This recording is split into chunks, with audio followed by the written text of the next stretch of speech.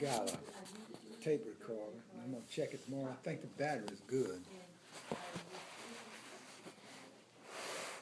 It's not a great one, but it'll pick it up well enough that I can hear it.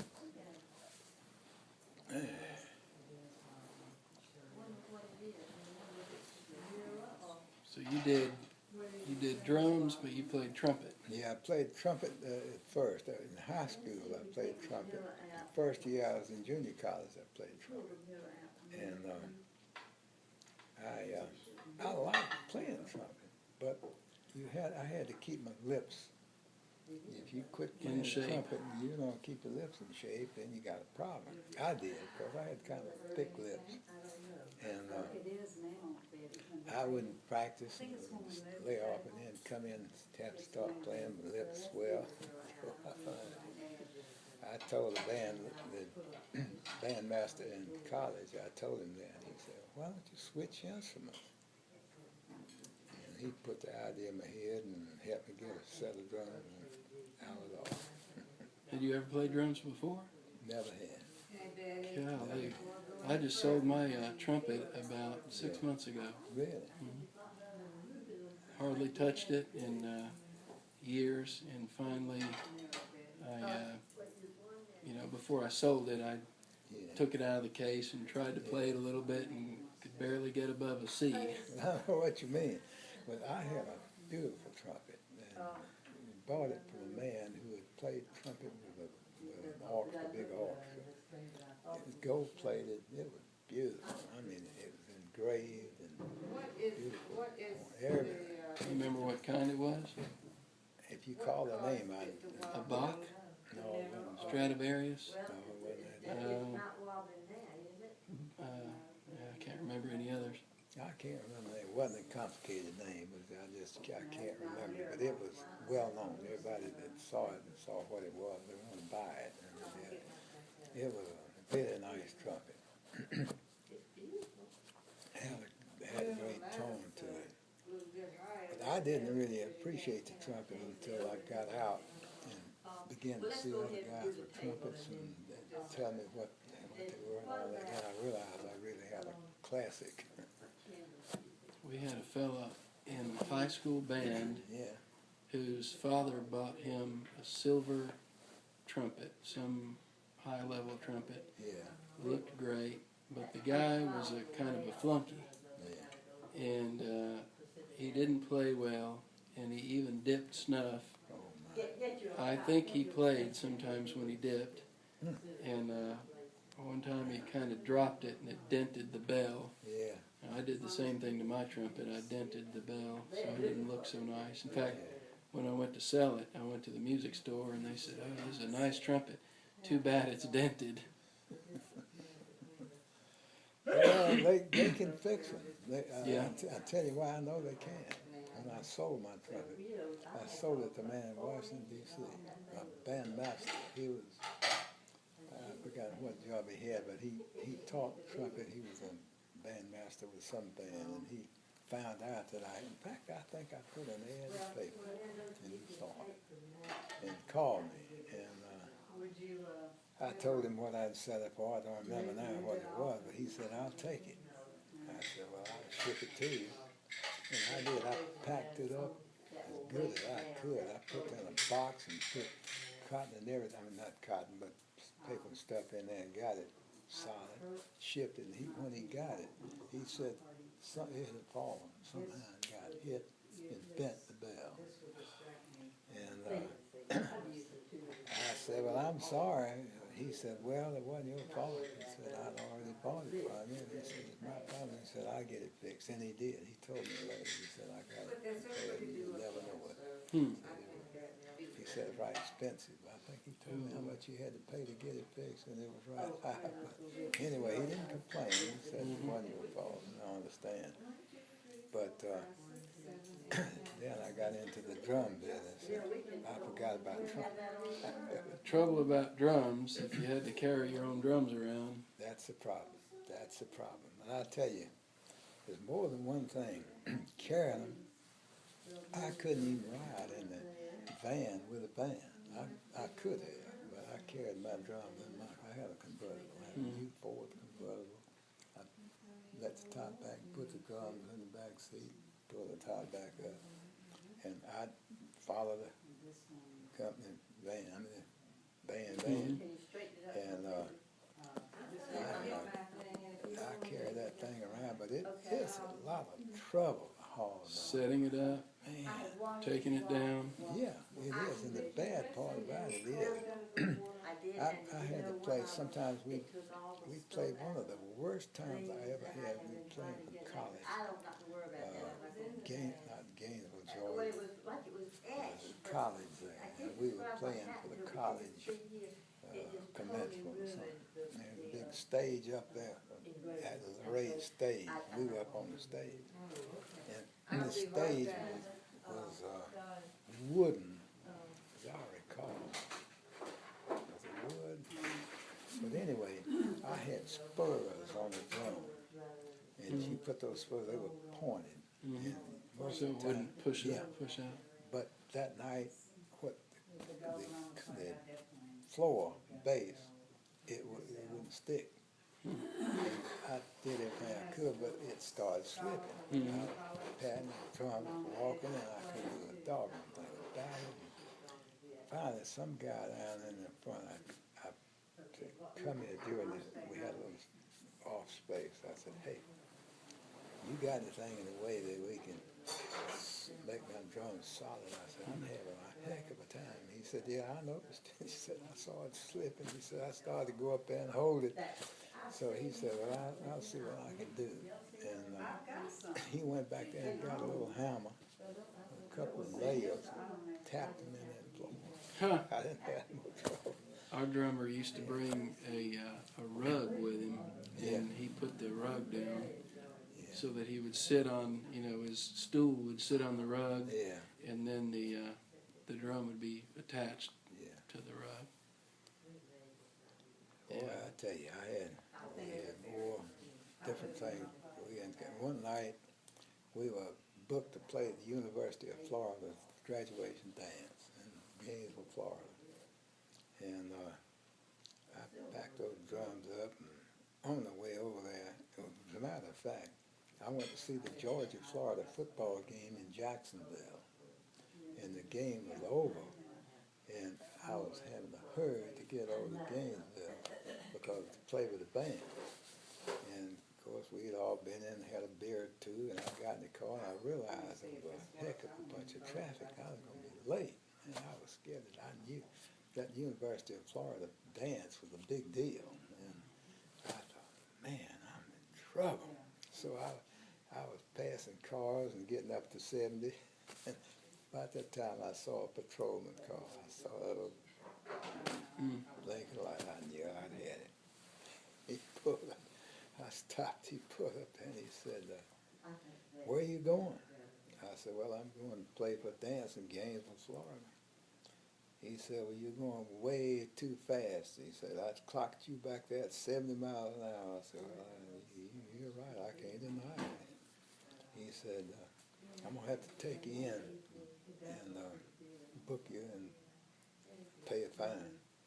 I said, where you got to take me? He said, well, I got to take you to a little town just outside of Gainesville. I said, let me tell you, ain't no way I can miss that dance. I said, they don't have another drummer. This is a dance at the University of Florida. I said, there'd be 1,000 people there. I said, I got to go there. He said, well, I'll tell you what I'll do. He pretty nice after he saw that I was all legitimate. He saw I wasn't drunk. And he said, I'll tell you what I'll do. He said, I'll take your driver's license. And you go ahead and go to the dance. And after the dance is over, he said, I'll get you started out here and clear the road a little for you so you can make it. And he said, after the dance is over, come by the police station in Gainesville and you can pay the fine. I said, man, that's fine. So back then, that was in I guess that was about 1946. Yeah, about 1946. Right after I got out of the Navy. I just got out of the Navy then. No. I just yeah, I guess it was. So he 46. still made you pay the fine Yeah, he did. But and took your license. So you were driving without a license Yeah. the rest of the way. the rest of the way, but after the dance was over, I was tickled to death that he let me do that. I left the dance and went to the police station. They said, "Yeah, we got your driver's license right here. You just pay us $100." $100? I said, "Holy mackerel." I said, "I didn't make, but I think I made about, no, it was less. It was $75 because I got $100." In 1946? Yeah, it was $75 what he charged me, and I got paid $100 for playing at the dance, and I came away with $25 because I had to pay $75 in the ticket. I was sick. But $75 in 1946 would be like $500 now. It was, I tell you. What? I've never heard of a ticket that high. I had nothing to fill in. I hadn't either. $75 a ticket. Usually $35 was about maximum. He popped it to me. He really did. I had the feeling that he had some deal going with the people there, and he was splitting it. Mm-hmm. You know, right? When they told me it was $75, because I remember I got $100 that night, and I came away with $25. But when I walked in that station until I get ready to pull out $25 to pay him, man, that ain't gonna cover it. What do you mean? $75. You didn't question it? You weren't in any position to question it, were you? I couldn't.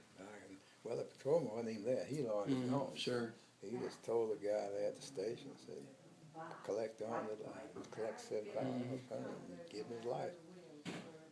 Man, that was a shock. That is terrible. But that's the only time I ever got. Another time, I was running a little bit late to dance, and I was coming out of Columbus, Georgia. And I was a little bit late. I was hauling because I had that new car and I had the drums in the back of it. And I saw a patrolman come up behind me some little distance, and I was speeding. When I saw him, I slowed down right on the speed limit. And he came barreling up and got behind me. Well, I speed limit. He followed me about a half mile or so. And finally, he dropped back a little, and I got a little ahead. And when I got over a couple of hills, I took off. I floorboarded it. And then I crossed about 3 hills and looked at my rear view, and he was way back there. And he saw me take off, and he took out after me again. And caught up to me. And when he got up to me, I was right on the speed limit. I said, right on the speed limit. And he didn't get you for it? No, he never did, because he never could really clock me. I'd see him coming, and before he could clock me, I slowed it down. I did that about 3 times. I could tell he was really getting disgusted. Finally, we crossed the county line, and he went back. He didn't. Did you mean for me to put those on the hearth? The ones that So you were with that first band 2.5 years, and then that other guy came and asked you down in Florida. Right. You were with him 6 months? Yeah, I played with him about 6 months, and I played when I got to Wilmington, North Carolina. Band leader there wanted me to play another guy that wanted me to play at a nightclub there.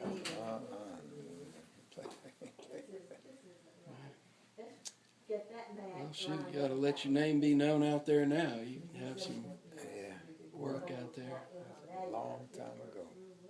Trouble is, it's usually late at night. Yeah, that's right.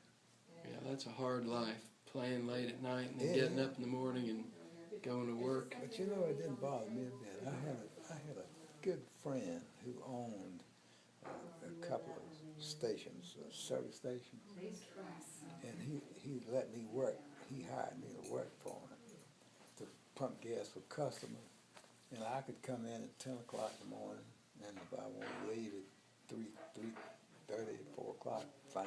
He never complained. He just paid me based on time, and he never got upset and said, "Hey, you're not being regular enough." Whatever hours I worked, he let me work. That's great. And when I went off to the war, when I came back, I had my car still there at home, but couldn't get gas. It was hard during the war. But this guy that I had worked for on the station, and he said, Charlie, bring your car back here. You get as much gas you want to. Don't worry about this stuff. So I went by there and filled it up every time I needed to. I went by there and filled it up. He said, man, you've been in the war.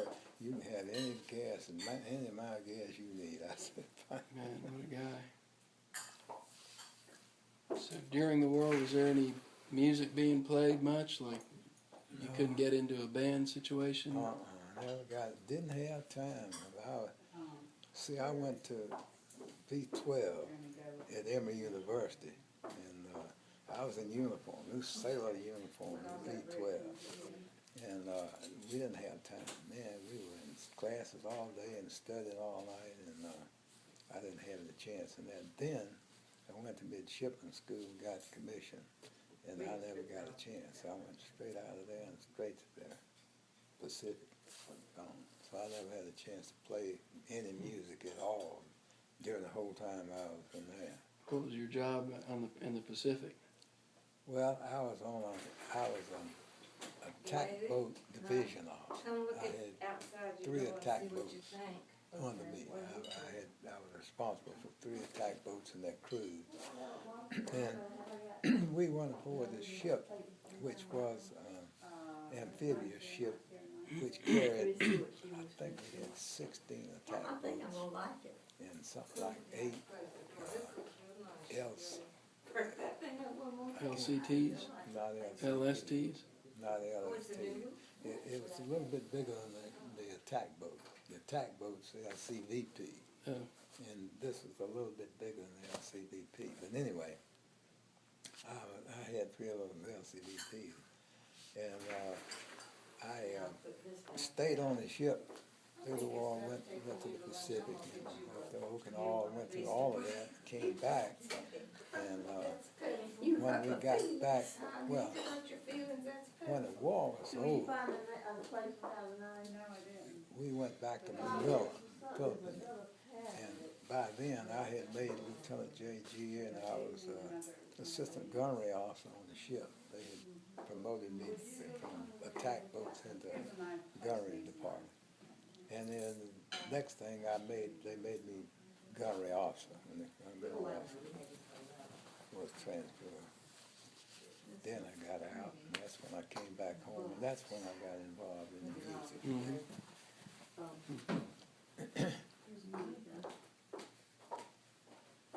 Pretty interesting. Yeah, I have, right?